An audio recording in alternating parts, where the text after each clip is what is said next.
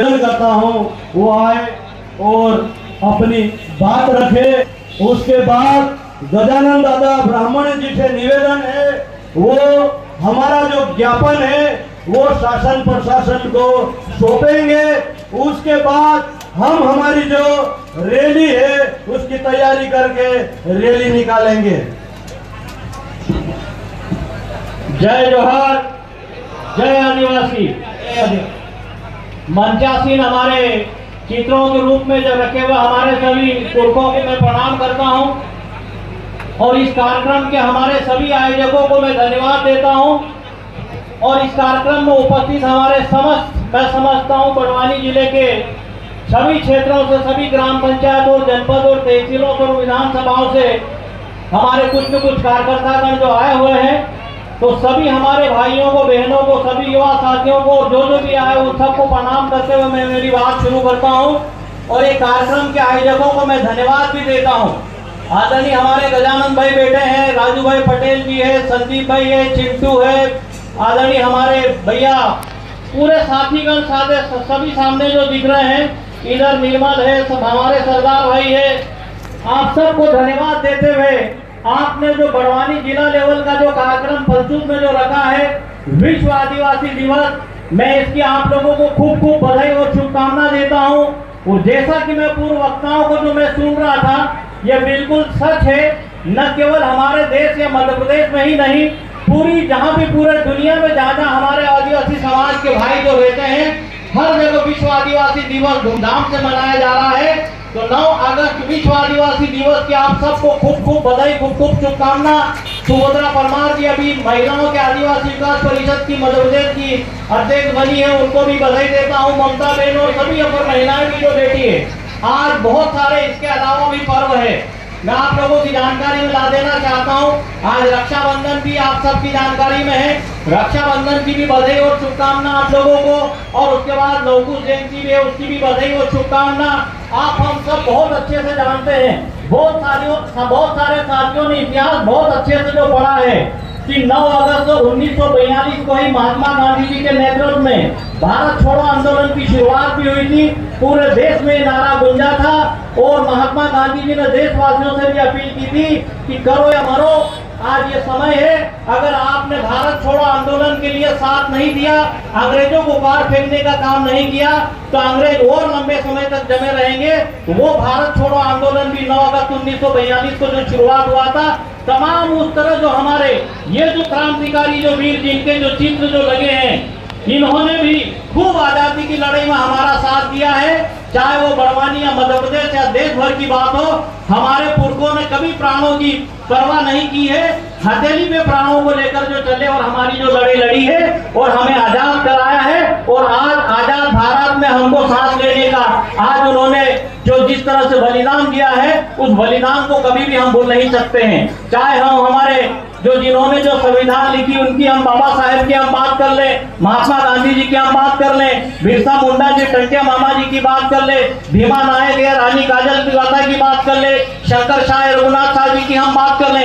इसके अलावा भी लाखों हमारे आदिवासी जो ऐसे हमारे क्रांतिवीर रहे हैं, उन सबको हम प्रणाम करते हैं। और वो जो हमारे लिए जो एक मकसद और उद्देश्य के साथ देश को आजाद करा के गए, हमें जो आजाद करा के गए, हमको उन्हीं के पद चिन्हों पे चलते हुए हमें आगे इस लड़ाई को जारी रखना है, जिससे कि हमारे प्रत्येक भाइयों और बहनों को पंक्ति के अंतिम व्यक्ति तक ये आजादी का लाभ, आजाद होने का लाभ मिल सके और हर एक तक जो आज की जो लड़ाई के जो हथियार है वो पहुंच सके।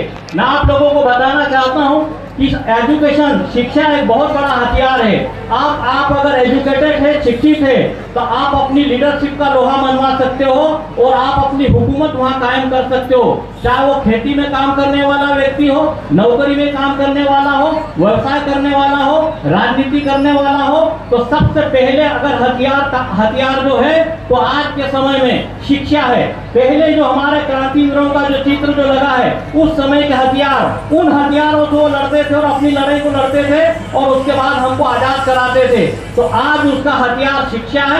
और दूसरा हथियार मैं आप लोगों को बताना चाहता हूं कि लोकतांत्रिक व्यवस्थाओं में हम लोग काम करते हैं, तो दूसरा हथियार हमारा जब भी चुनाव आता है, चाहे विधानसभा, लोकसभा या अन्य व्यवस्थाओं के संस्थाओं के जो चुनाव हो, तो दूसरा हथियार आज का जो लोकतांत्रिक व्यवस्था में वोट का हथियार है। साथियों, अगर इसको सूझबूझ के हम लोगों ने ठीक ढंग से उसका हुकूमत ठीक ढंग से हमने उसका अगर पालन कर लिया, मैं आप लोगों को बताना चाहता हूं कि वो दिन दूर नहीं जिस तरह से हमारे जो क्रांतिकारों ने जो लड़ाई लड़ी थी और हमको आजाद कराया था, जीत दिलाई थी, ऐसे ही अगर ये दो हथियारों का हमने सही उपयोग कर लिया, वोट का और शिक्षा का, तो निश्चित ही हमारे आदिवासियों का, विशेषकर मध्य प्रदेश में मैं बोल सकता हूँ कि पूरे हिंदुस्तान की बात अगर हम मध्य प्रदेश राज्य के हिसाब से करें, मध्य प्रदेश में सबसे बड़ी संख्या में हमारे आदिवासी भाई यहाँ रहते हैं। तो मध्य प्रदेश में वो दिन दूर नहीं जहाँ आदिवासियों की सत्ता और सरकार कायम हो सके, वो दिन दूर की बात नहीं है। और सरकार होती है साथियों, ये ध्यान रखना। हम चाहे जो हम कर लें, हम सब मिलकर जो आंदोलन करते हैं, हमारे आयोजकों को मैं धन्यवाद देता हूँ। हमें इस बात को गजानन भाई को, राजू भाई पटेल को, सरदार भाई को, या जो भी हमारे समाज के कार्यक्रम करते हैं, लक्ष्मण जी को, उनको इस बात को मैं हमेशा बोलता आया हूँ कि भैया समाज का काम करो। हम लोग राजनीतिज्ञ है, आप समाज के कार्यकर्ता हो, समाज का आप चलाते रहो, क्योंकि अगर हम लोग फ्रंट पे आएंगे और हम लोग आगे होंगे तो फिर वो राजनीतिक टर्न ले लेगा। लड़ाई जो है वो हमारा एक राजनीतिक आंदोलन के रूप में हो जाएगा। आप समाज का काम करो, हम आपके साथ में हैं। मैं आप लोगों को कहना और बताना चाहता हूं कि अगर आपकी कोई बात है, समाज ये चाहता है कि भैया प्रदेश कांग्रेस या फिर दिल्ली लेवल का हाईकमान अगर कांग्रेस का है कि भैया आदिवासी समाज का ये निर्णय है, आदिवासी समाज मध्य प्रदेश का ये चाहता है, वो बिल्कुल हम मध्य प्रदेश और देश की भी कांग्रेस से हम आपके हित में निर्णय कराने के लिए हम कटिबद्ध है। आपकी बात को दमदारी से मध्य प्रदेश की विधानसभा में, जैसे मैं भी राजू पटेल जी को, सरदार भाई को सुन रहा था, हम तीनों विधायकों ने, चाहे मेरी बात करूं या फिर मैं हमारे सेंधवा के विधायक जी मोन्टू भाई की बात करूं या फिर राजेंद्र भाई की बात करूं, तीनों ने दमदारी से, या फिर हम अनावर के विधायक हिरालाल रंधावा जी की बात करें, लगभग कांग्रेस पार्टी के तमाम आदिवासी विधायकों ने और अन्य विधायकों ने भी दमदारी से आप लोगों की बात कही है। चाहे वो जो अभी सुप्रीम कोर्ट में जो चल रहा है पदोन्नति में आरक्षण, आप हम सब बहुत अच्छे से जानते हैं कि भैया ऑलरेडी कोर्ट में जब केस चल रहा है, उसके बाद आपने 56 तारीखों को वकील खड़े नहीं किए, तो पदोन्नति में आरक्षण वाली बात हो, बैकलॉग के पदों की बात हो, हमारे यहाँ डॉक्टर मास्टरों के पद खाली उसकी वाली जो बात हो, वन अधिकार अधिनियम में हमारे लोगों को लाभ नहीं मिल रहा उसकी बात हो, साथियों 5वीं या 6वीं अनुसूची की बात हो, पैसा एक्ट की बात हो, सब बातों को हम लोगों ने दमदारी से बात उठाई है। अभी जो देवास में घटना घटी थी, उसको मैंने विधानसभा में लगाया था, कलेक्टर की अध्यक्षता में वहाँ टास्क फोर्स करना था, और हमारे लोगों को जो उन्होंने बुलडोजर से हमारे आदिवासी भाइयों को मकानों को तोड़ा है, उसकी तमाम बातें हम लोगों ने मध्य प्रदेश में उठाई है। लेकिन मैं आपको बताना चाहता हूँ, सरकार होती है, सरकार हमारी बात को सुनती नहीं है, और सुनती है तो डंडा ही करती है, और कभी भी हमारे पक्ष में निर्णय नहीं करती है।